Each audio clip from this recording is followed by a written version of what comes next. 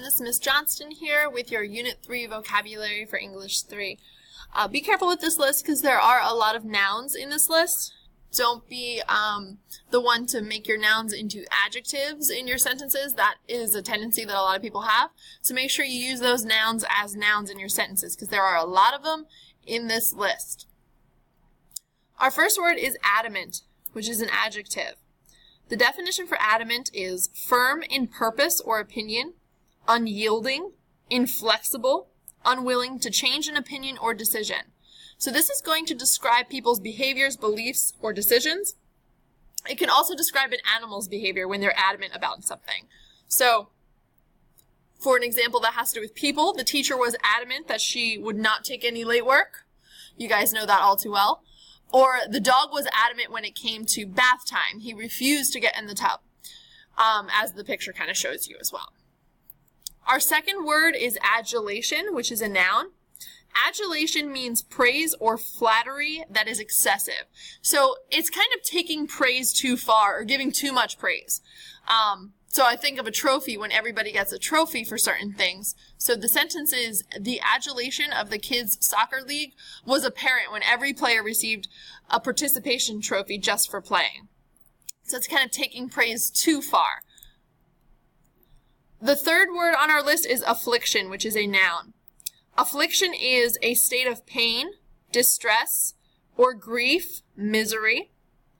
Also, it is a cause of mental or bodily pain, which could be a sickness, a loss, a calamity, or a persecution. So people are in a state of affliction when they are going through a really tough time. An affliction is always going to connect back to people who are going through a tough time. You wouldn't want to describe this for something small like, I don't know, not doing so well on one of your vocab quizzes. The affliction should be a really hard time. So the example that we have is the affliction of the people in Puerto Rico after Hurricane Maria is staggering. So their current situation is a large state of pain and distress and grief. So that's a better example instead of something so small, but something that's really tough to go through. Number 4 is anathema, which is a noun. The definition for anathema is an object of intense dislike, or it could be a curse or strong denunciation. A lot of the times this word is used as a strong dislike of a rule or a law. It can also be a strong dislike of someone's behavior or actions. So you can see it in both of those options. A good example sentence for this one is, the students hate wearing uniforms to school and view the dress code as an anathema. So they view that dress code as just something that they really dislike. They don't like it. Number 5 is dauntless, which is an adjective. The definition for dauntless is not to be daunted or intimidated, fearless, intrepid, and bold. So this is associated with people or animals who have no fear. You guys may have also heard this word in the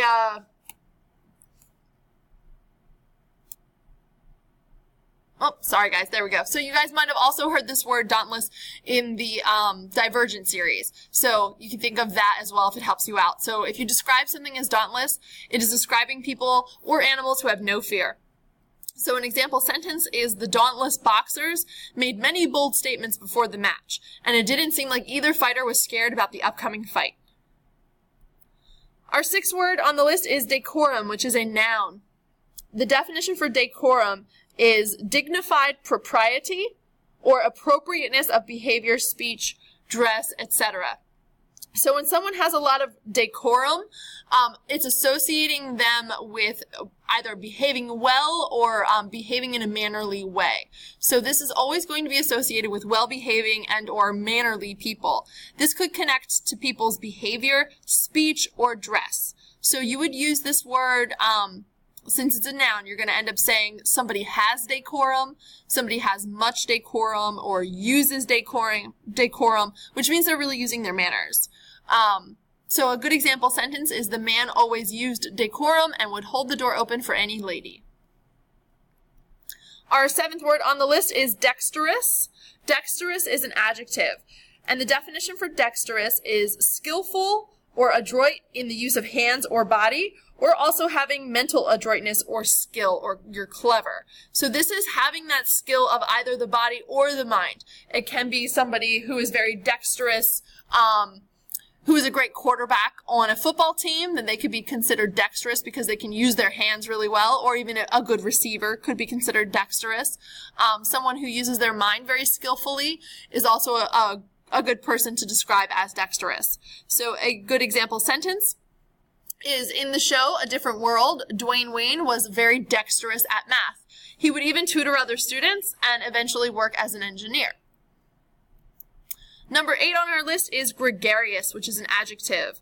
The definition for gregarious is fond of the company of others, sociable, or it could also connect to animals, where they would describe animals living in flocks or herds. So this is associated with people who are very social, or it is associated with animals who live together in groups. A good example sentence is, Erin could be considered gregarious because she loved to get together with her friends for coffee every weekend. Number 9 is indigenous, which is an adjective. You may have heard this word before in your science and history classes as well. So for indigenous, our definition is originating in and characteristic of a particular region or country, native. It can be something that is also innate, inherent, or natural. Always relating to a location though. So this can connect with anything that originates from any area. Like we said, it could be behaviors, language, nature, people, all of those things, anything that could originate from a certain area. So a good example sentence is using different words that are indigenous to an area. So the sentence says, John and hoagie are words that are indigenous to the Philadelphia area. Number 10 is inundate, which is a verb. The definition for inundate is to flood, cover, or overspread with water. Or it also could just mean to overwhelm. So I have 2 different examples for you guys. So really you can associate this with Mother Nature, or you can associate this with people being flooded with too much of something. So it can be a literal flood from Mother Nature, or kind of a metaphorical flood of too much to handle. So one example sentence for Mother Nature is, many areas of Puerto Rico were inundated with water after Hurricane Maria. Sorry for the typo there. And then also the other example where someone is flooded with too much of something, students are inundated with emails to their new BHP Gmail whenever teachers post assignments on Google Classroom.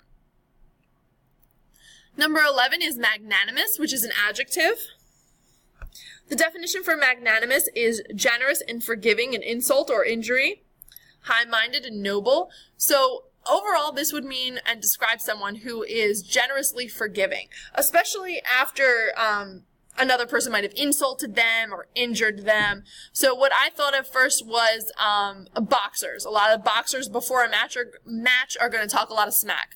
So they're going to be insulting each other. But you could think of a sentence like this: Despite the slurs made against his opponent, the boxer was magnanimous enough to praise his opponent. So the idea there is, regardless of how much smack they were talking, they kind of forgive each other and just move forward and, go to their boxing match. Number 12 is paragon, which is a noun. The definition for paragon is a model of excellence or perfection, or it could also just be considering someone who is exceptional as far as their merit in their field. So you can connect this to excellence, perfection, and merit. So a lot of the times it's going to be a great example of someone in skills that they have or a job that they have. So a good example sentence is, Michael Jordan is a paragon basketball player. He has 6 championship rings to his name, so he has a lot of merit within his field and his specialty, obviously, of basketball. Number 13 is plight, which is a noun. The definition for plight is a condition, state, or situation, especially an unfavorable or an unfortunate one. So this is really going to be an unfortunate situation if someone is in a plight of any sort. You're just about always going to use this word in the phrase, the plight of something. So it would be like the unfortunate situation of a certain group of people, or a certain situation, maybe with the environment, that could be possible, or any other kind of climate, like a political climate or something like that. So a good example sentence is the plight of the homeless is something that affects all of society. So you're talking about the unfortunate situation of the homeless. Number 14 is reparation, which is a noun. This is similar to a word that you guys had earlier in another unit, restitution, but it's a little bit different. Reparation was also showed up in Beowulf. The definition for reparation is the making of amends for wrong or injury done. Compensation. So the idea of compensation here is going to be repairing something that was wrong by compensating the wronged with something. Repairing something that was wrong might help you guys remember it, because the beginning of the word, the root of the word is reparation, which is really another form of repair. So that can help you out.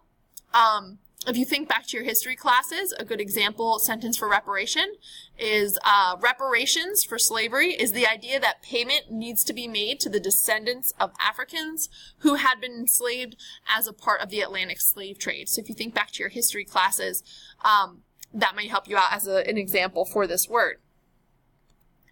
Number 15 is salient, which is an adjective.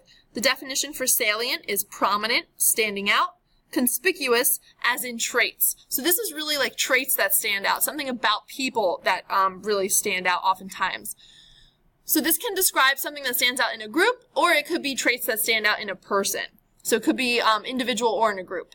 In this picture, it kind of helps us out to think that this casually dressed interviewee is salient amongst all of the other interviewees who are in a business suit. So they're really sticking out and standing out in the group because they're dressed differently. So they would be considered salient. Number 16 is solace, which is a noun.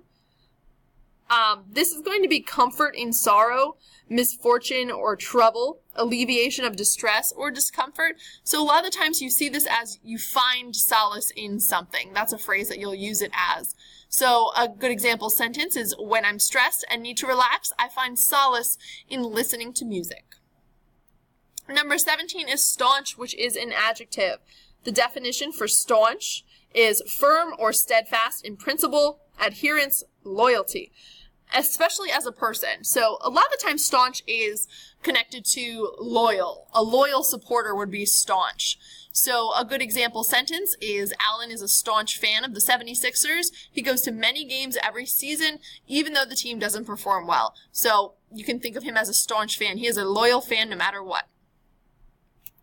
Number 18 is subordinate, which can be an adjective, a noun, or a verb, depending on how you use it in a sentence. So when it is an adjective, it is going to be describing something or someone that is less important. When it is a noun, it is a person or thing that is less important or below. When it's a verb, it is to be placed lower or as less important. So a good example sentence is, the new employee is a subordinate to the manager of the store. So that's a noun version. You could call him the subordinate employee if there were different levels to the employees as far as how long you've been there. But you can use that word in those three different spots as far as parts of speech. For number 19, our word is ubiquitous. Ubiquitous is an adjective.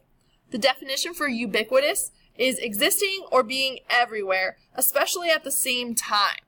So this must describe something that is everywhere on a large scale, something that is very commonplace, all over the place. You would not say ubiquitous like the basketball player was ubiquitous because he was all over the court. Well, that's just too small of an example. That needs to be at a larger scale, not just one basketball court, but so common that it is all over the place. So something that I thought of was Google and how we kind of save everything on Google Cloud. So the Google Cloud is ubiquitous because you can log in on any computer around the world and access your saved files on the cloud. Google has gone everywhere, so you can consider that ubiquitous. And last but not least, number 20 is zealot, which is a noun. This is a noun that means a person who has very strong feelings about something, such as religion or politics, and who wants other people to have those feelings. So it's someone who is, very firm in their beliefs and is going to try to inform people of their beliefs to such an extent that they want other people to agree with them. So this is associated with topics that people do have strong feelings about, like religion or politics. A zealot will always be a person. It won't be an animal or a thing. It will always be a person. So a good example sentence is, after the recent mass shooting in Las Vegas, gun law zealots will use this terrible incident as an example to support strong gun control. So guys, I hope you have a good time studying for vocab, and good luck on your next quiz.